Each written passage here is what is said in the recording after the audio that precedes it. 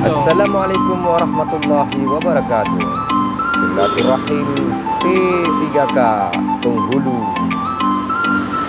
Alhamdulillah pada hari ini Rabu 17 Januari 2024 sebanyak 9 orang penghulu P3K Aceh Timur menggelar acara syukuran dan family catering di Pantai Kuala Pedawa. Dalam acara tersebut penghulu P3K Berlatimu Irfan Esos mengatakan silaturahmi tersebut turut dihadiri oleh Kakan Kemenang Aceh Timur Haji Salamina SAG MA, para kasih penyelenggara zakat dan wakaf, KUA, para penghulu, operator KUA,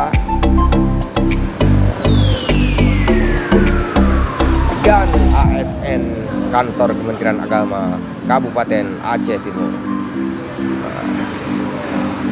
Diharapkan setiap tahun terus dilakukan acara seperti ini.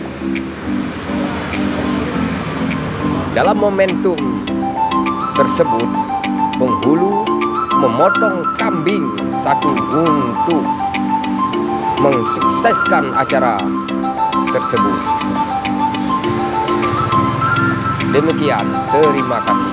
Wassalamualaikum warahmatullahi wabarakatuh.